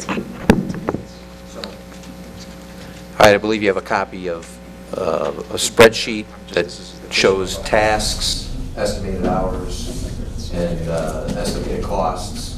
This was prepared at the request of the mayor. Many of these tasks are items that need to be taken care of, but you don't have anyone on staff to do them. And some of these were tasks that should have been performed by the people you did have on staff, and they were not performed. okay, so I don't want to bounce around too much here, but so one of the things I noticed was going through the revenue and expense report, and I noticed some of it's not up to date. Like I was looking what we're billing, what we collected, I'm just using this as an example, what we collected in water was obviously $3 million, but it's showing we've only paid $780,000 to the city of Chicago. There's no way we're going into the 11th month out of the year, that number should be a lot higher. Is that because the city staff, prior city staff was not balancing the books, doing the right thing, so that would be provided correctly? You're absolutely right, yes. The bills for the city of Chicago were recorded for January, February, and March, and then stopped. So this revenue and expense report, and I know we're talking two different things here. The revenue and expense report we have today is garbage. You're correct. It's not complete. It's not complete. So I just wanted to clarify that. So with your proposal, and I'm still looking for your proposal, So can I add something real quick before you get to that? Just for the record, and I don't know if you're aware of this or it matters to you or not, since the day I got elected, I asked the previous finance director, or whatever you want to call him, for a revenue report. I've been put off, I said this at the last council meeting, since May, whatever that date was, 12th, 24th, I don't remember what it was. 14 different occasions I asked him, whether it was verbally, email, knocked on his door, ran into him on the street, text, whatever, and I got no answers from him. So everyone, we're on film now, is aware of that it's not like we haven't been trying to get this information. And had we gotten that before, we wouldn't be in this boat where we're now going to pay someone, you or your company, to do work that he should have been doing for the last 9 months. This is ridiculous. Nothing against you, it's against him is what I'm talking about. So, go ahead, sorry. So if we approve you to do these, I'm just going to say the items that were not performed by city staff, and it's the January 19 current, and then September 2019, how long would it take you to get everything up to date? Because we're getting close to the end of the year, and I know we want to start our appropriation and budget process.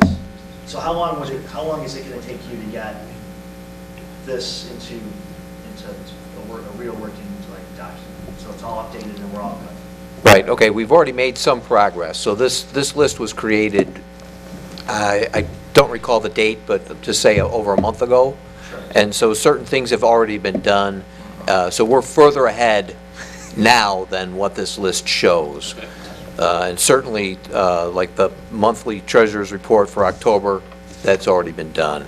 And September and October, both months are done. There's sales tax return, that's an ongoing, every month it has to be done. So we're caught up to date on that. Where we are behind and we're catching up is on the bank reconciliations. And that's where the revenues are dependent on the bank reconciliation. Certain revenues are recorded, some ones are not. And Same thing with the expenditures too, I guess. well, yeah, and the expenditures are much better. I mean, the only thing that I'm aware of that we're missing are the water bills to Chicago, which makes up a large dollar amount, but it's an easy correction. And then there's a couple of payrolls that need to be released. And there was a little bit of a situation with that. We're working with the payroll clerk to get that corrected. So other than those, the expenditures, and we may find one or two other things in the bank reconciliation process, but the expenditure side is good.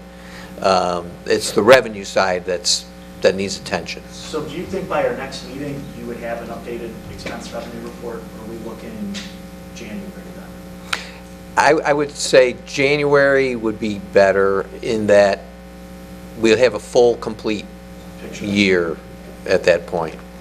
Now, we are also tracking where we stand on a cash basis, okay, so that we're not, we know how much we have in the bank, we know what outstanding checks are. So do we have enough money to make it till Next month. next year, till the money comes in through the property tax, or are we? Well, that's a great question, and if you recall, in the last several years, we've issued tax anticipation warrants. And so this is where we're going to have to, this is going to be a decision point for the council, is do we proceed with trying to get new tax anticipation warrants, or an alternative plan, which I would propose, is that now that the water fund is not in dire condition anymore, it actually has some resources,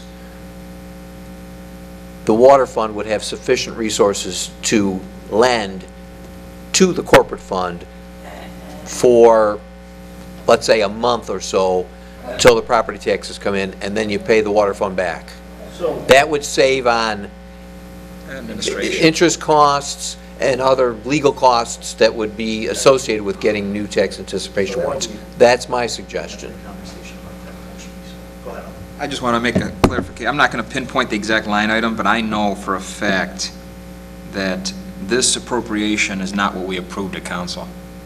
Just on one line item, I know we fought tooth and nail to lower it back down. I know we can't change it now. But what would be the difference of, instead of appropriation, a budget, and if the money, so it locks in the line items. I know that's over, you can go over 10% without coming back to change the budget, or is that just levies? Well, I think you're talking 'Cause right about now, we're moving money from one line item to the other. moving money Yeah. from one line item to another. Yeah. The 10% rule is the general rule that applies Do we there. apply it still to this appropriation rules, or is it because it's appropriation we don't have to? Like, if we go from appropriation to a budget, does that make it, is it just words? Yes. All right. So we can call it a budget next year. Well, yeah, I think are you looking at having two sets of data, if No. you will? I want one set of books, and I want, if a department says, I need 300,000 for overtime, they can't spend more than 300,000 for overtime without coming back to the council, Mhm. and we would have to approve it before it goes over $300,000. That's what I'd like to see. So, how do we do that? Because now we're at the point where we have a clean slate right now, and we have to do an appropriation come January, by the end of March. Well, by the end of March, right. And so I think that wherever you want to set the limits, that's up to you. And if you want to have budget, appropriation, whatever you want to call it, and you want to limit people, we're not going over budget unless we know about it, then you're setting the rules here. So let's focus on the proposal. Thank you. And we'll go to the revenue expense. So the proposal for the remainder of 2019 and then into 2020 is $65,000 total, is that correct? No. 49. 49 and then, Well, this, when I you add it added together. them as. You're right, you I added added them as, together. well, the 15,000 for this year and then the 49,000 for next year, is that, this 15's included in this? No, 49? 15 plus 34. That's the Oh, total. okay, I thought this was another, I got it. This Total is is not for 49, next year, 767. that's still for this year. Yeah, this is just for the end of the year, Kevin. This is just to the end of this year. This has nothing to do with 2020. Oh, this is nothing for 2020. No. This is just to get through. To the end of Right, and some of these may not be necessary, and some of these might be overestimated. I just didn't want to come in light and then, The data entry, that's over. And some of this is work you were already doing, like the tax levy ordinance and meetings is stuff that you're already doing already. So that's. right. And some of this stuff is already complete, like the tax levy ordinance, we've got a document that we're looking at later on. So, I mean, that's pretty much done with the exception of making some minor changes to it as needed. But the annual appropriation, but this is, it's not like this is new stuff. This is work you've done before. On this. Correct. You've already been, this is just. All Right. What's changed is we had a line item budget for our services, and we've used some of that on situations where you didn't have staff in place that was unforeseen at the time we So this is proposed what we were going to do. You're already, what, 75,000 is your line item? Well, I'm not sure which document we're looking at now. Appropriation was like 85,000 for the contract services. As the last bill was paid, I think he only had left like $1,000, and then he would go over. So Because that's he's one performing additional tasks. Yes. Keep in mind, committee, that basically these last September, October, November, December, we'll be paying Mr. Myers, but we're not paying him for the salaries. Right. Sure. So you said this was actually from a while ago. This isn't, this list that you gave us, that's why some of these numbers might not be, might be completed or whatever. So essentially, this is what you're saying we need to be done with by the end of the year, the city. And some of it is because of previous personnel didn't do it. I get your point, Treasurer, that we're not paying those personnel. I know I saw an ad for a job posting for a new finance director. I don't know where I read it, or you're willing to work with them or something to bring them up to speed. Did I see that someplace? There you go. That was an email or something? Yeah. I remember reading that. So we're basically, and no fault of you, but fault of the previous finance guy behind the 8 ball. And I mean, I don't see any way that we can't get around this. We can't paint a good picture for a real budget appropriation without doing this stuff. Right, so it needs to be done. So I don't know, do we need a motion? If we do, I'll make a motion to spend up to that amount. Okay, motion by Alderman Klinker, is there any? Is there no one on staff that can do the daily entry? I don't think they have anybody. We just have the payroll. There's gotta be several users, and there's only, right now, there's only limited users for Smart.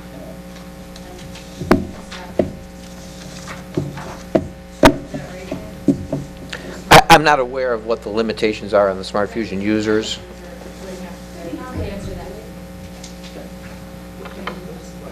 Smart Fusion? No, I didn't say anything about Smart Fusion. I was saying, In the finance is there department, anyone on staff that can do the daily data entry? the staff that was doing the entry was Mr. Marcel was supposed to be doing his job. Ms. Janelle Hunt was supposed to be doing her job. Okay? There's a payroll clerk, and then there's accounts payable. Those people are basically doing their job. They have nothing to do with the other two positions. I get that, and those Okay. two people are not there, not here anymore. I get that too. Is there anyone else on staff, period, that can do the data entry? No. So in finance now, you have the payroll clerk, excuse me, and an accounts payable clerk. That's all that's up there, am I correct? You're correct. That's all that's up there. So that's what their jobs are, payroll and accounts payable. Correct. Needs to be done by an account, basically, besides balancing or whatever that he does, Mr. Meyer does. It's just a general inputting could possibly be done by some other staff. But right now, we don't have any. Okay, because at least, at minimum, that person that does the inputting has to have certain knowledge of how the municipal accounting works and where things, items go, the codes and all that stuff. The accounts payable person will work closely with the inputter, and the finance director oversees the whole project. So that's why this past year or two, it's been messed up because certain people there's no checks and balance. All right, so there's a motion to approve made by Alderman Klinker. Is there a second? I'll second. Alderman Bilotto. I really hope we're not in the position. I like Dave a lot, but I want somebody on staff. All right, there's a motion and a second. All in favor signify by saying aye. Aye. Aye. All opposed say nay. The ayes have it, motion's carried. All right, Mr. Myers, you're still up. Levy proposal? I'm sorry? The levy proposal? Oh, the levy, yes. Right. I have it in front of me. You've got a tax levy ordinance draft that looks very similar to the prior year, and just kind of give you a little bit of the mechanics behind it. The numbers in here, we take a total of the, you've got two different kinds of levies. You've got the capped levy and the non-capped levy. Basically, non-capped is for debt service, and then you also have a special levy that you do for the fire pension that's not capped. All the other levies are capped. This includes the library as well, so the library is under your capped umbrella. And so the basic formula here is to take what was actually extended last year by the county.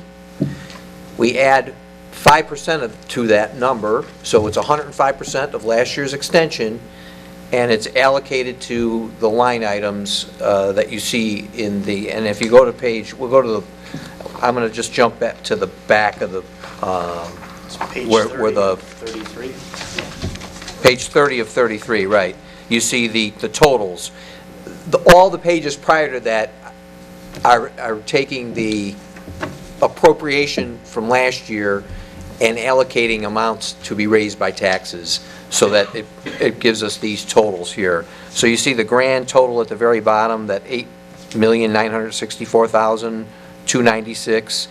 If you subtract out what's in the second line, the bond and interest tax, that's an estimate right there, but that's a non-capped levy.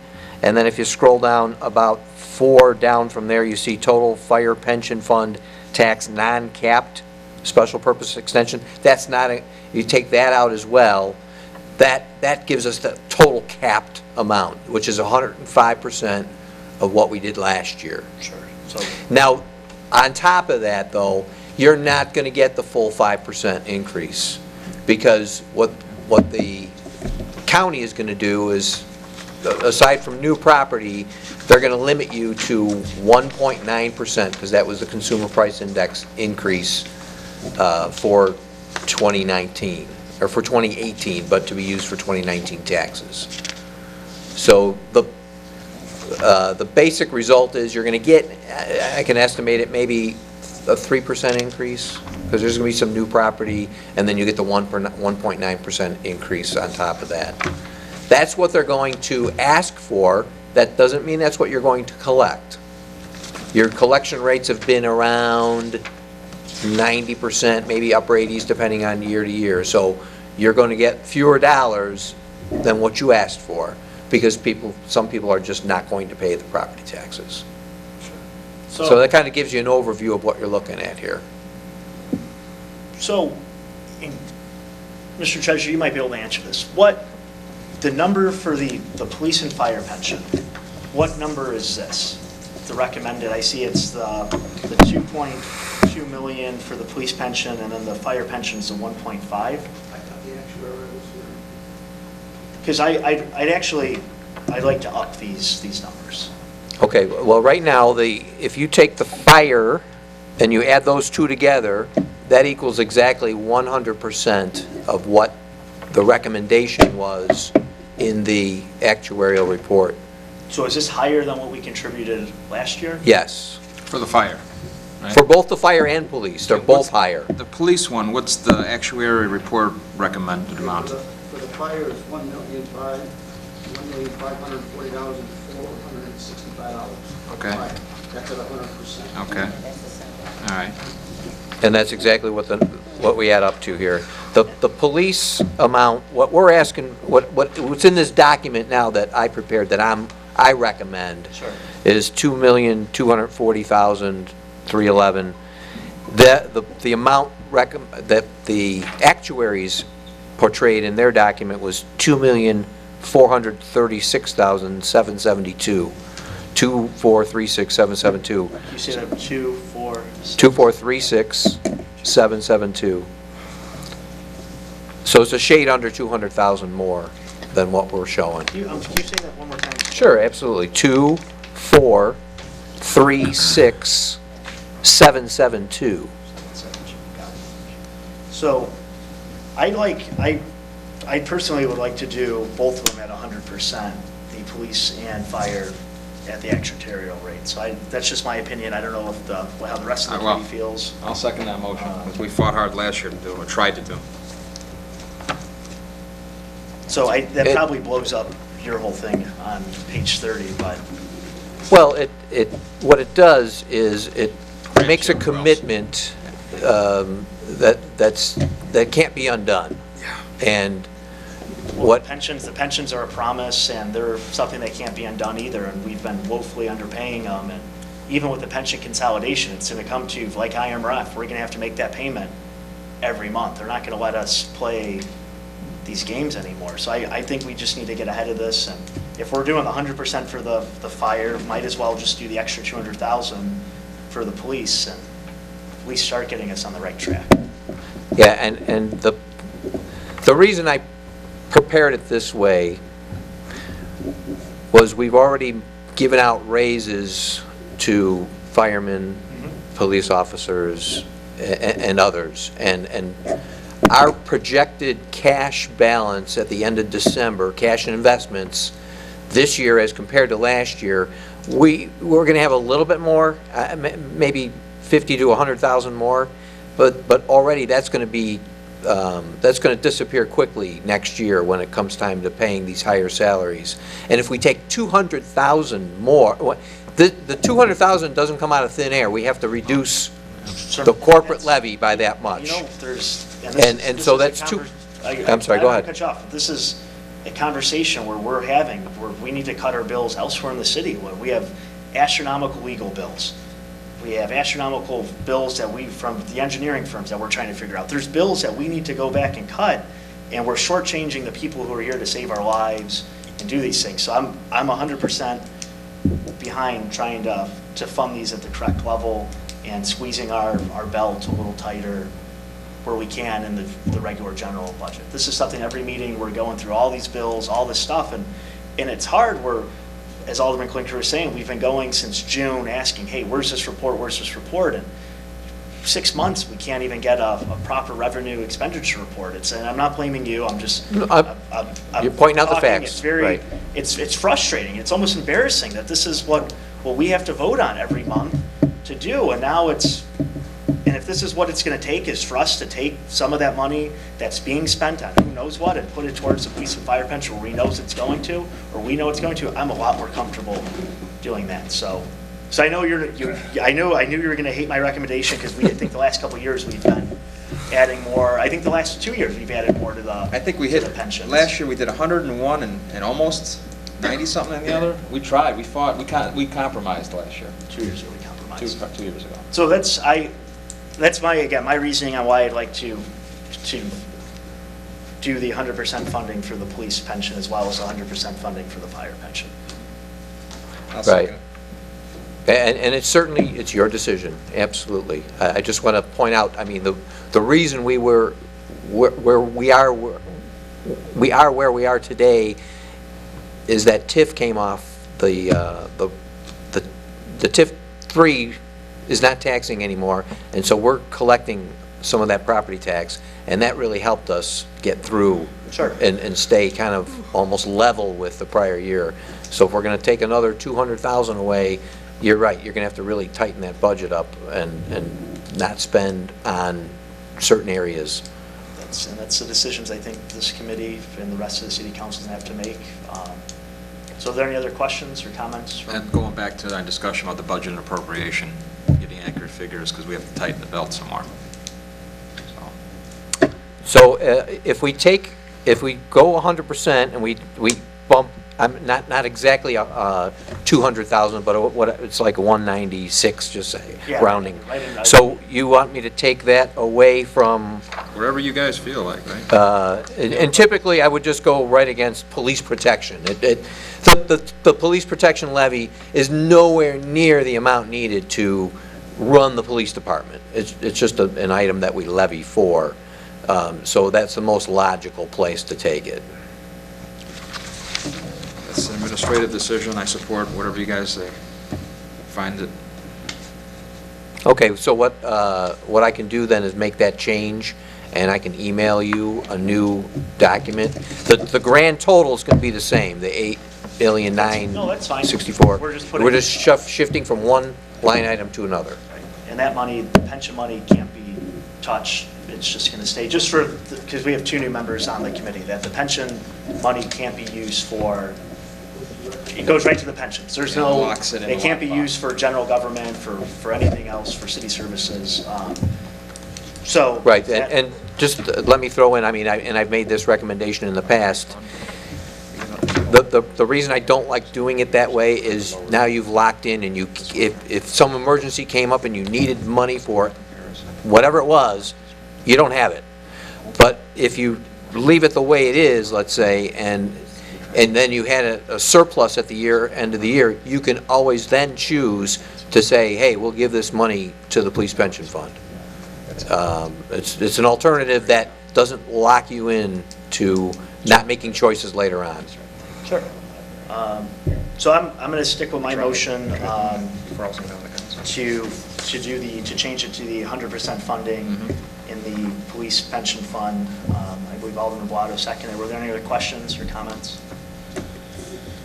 All right, so my motion and second. All in favor signify by saying aye. Aye. Aye. Any opposed, say nay. Motion's carried. Item is passed to the full city council. So, thank you, Dave. If you want to, then I guess just send the new numbers to me and then Marisol for the next city council agenda, because we have to get this passed at the next meeting.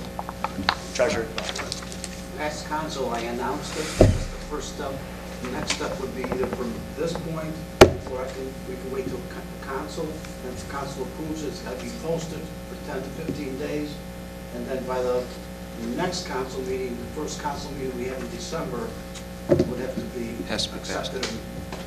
By law, the last Tuesday in December, we usually only have one meeting in December. So, all right, so let's make sure it's on the agenda for just for 20 November, the next Tuesday city council meeting, and then we could start the Clock. the timer, so. All right, thank you, Dave. Okay, moving on. Kevin, could you ask how much is owed to the city of Chicago for water? Do you know how much is owed to the city of Chicago for water? Well, there's not currently anything owed to the city. All the payments have been made. Sure, it's just not. It's just not reflected in the line item that you're looking at. So, Carol, I don't know if you were here, just for your quick, we were provided a report that hasn't been updated by Mike and Janelle when they worked for the city. They just weren't entering the correct information, so Mr. Myers is now going through and fixing this, so we should have a better understanding sometime soon. So I think you're in the hallway. I'm very happy to hear that we don't owe, the city of Chicago an astronomical amount of money, 15 or 25 million that we possibly don't get. Okay. So thank you for clarifying that. All right, moving along. So I guess the revenue expense report, we've already kind of said we can't really do much off of it. There's been some comments made. I don't know if there's any other comments from members of the committee about it. It's again, kind of like we want to start the appropriation. It's just, we do all this stuff, we go through it, and then it's like, oh, this is all garbage numbers. This doesn't even matter. So It's a waste of my time, it's a waste of your time coming to this, waste of the committee's time, waste of people watching at home. This is important. We want to know where the money's being spent and how much money we actually have. And I can't reiterate, I know Alderman Klinker reiterates it enough, that he's been asking for 6 months, that it's just, I think it's absolutely ridiculous that we still don't have it. And I think, as I said at the last council meeting, it's real important for whoever does take this job to know that they need to be cooperative with us, the finance committee. And I asked the mayor to make sure that he reiterates that if they do interview people. So, all right, thanks, Dave. We're not blaming you, it's just more of a general. No, I understand. And it's not like when we would come in and assist, we would ask the two folks that don't work here anymore, do you need help, where are you? And we kind of got we're working on it, don't worry about it, it's under control sort of a response. Yeah, and it wasn't. All right. And it wasn't, right. All right. Thank you. Thank you. All right. Mr. Treasurer, did you want to talk about this item, the bond letter from Beverly Bank? Basically, all the information there is listed for you. It's being recorded in there. I just wanted to give it to you guys so you guys have all the information exactly what was given to me from the bank, and basically it was signed and sent back to the bank.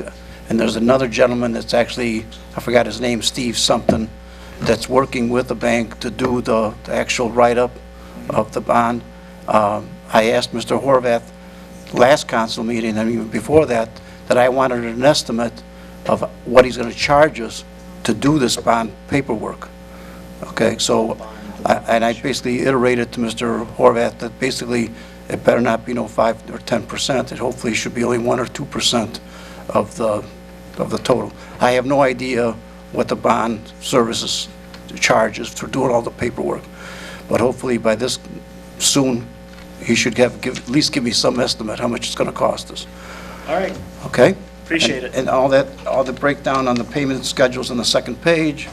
If there's any other questions you guys want, I can get it for you. We're not approving anything, you're just, No. this is just informational. All right, are there any questions from the committee? No? All right, the last item is item number 7. This is what we talked about regarding the property in executive session last week, has to do with the old Monarch roofing. The city is going to take not possible ownership, but we're going to allow a sale through the Cook County Land Bank. I know it's going to be discussed further in Alderman Bilotto's Community Development Committee. Alderman Bilotto, if you wanted to. This is kind of one of the deals where it went to council and we sent it back to committee. Basically, the dollar amount we were told in executive session at the last previous city council meeting. Just for clarification, we wanted to go through this committee, and then it'll go through community development and hit back on the council on Tuesday in executive session again. So this is just to get the property back on the tax rolls. It happens all the time. We just want to make sure that everything goes through the proper procedures of going through committee meetings before it just ends up on the council agenda. Are there any questions from members of the committee? I think this, again, just another informational item. All right, any concerns, comments from the alderman? No? Is there a motion to adjourn? Just one thing. Sure. Could we add earmark to the next finance? Eric? Earmark. For the, yeah, Marisol, Safety. can we, for the runners, the carpet runners for the rec center? Can we add that item to the next? The quotes? The quotes, yeah, the Yeah, quotes. sure. And then is that the other mark? Earmark is for first aid kit. Oh, and the other one. So let's do both. So can you make sure you had earmark for the first aid kits? The contract that's already been signed and approved? Yeah, and then just see the 3 quotes that Mr. Jackson has been sending for the runners at the rec center, the carpets at the rec center. All right, is there a motion to adjourn? Motion by Alderman Bilotto, second by Alderman Alexander. All in favor signify by saying aye. Aye. Any opposed, say nay. Ayes have it. All right, motion's adjourned at 8:02 p.m. Our next meeting is December 2nd. Thank you, everybody, for coming out. December 2nd. December 2nd.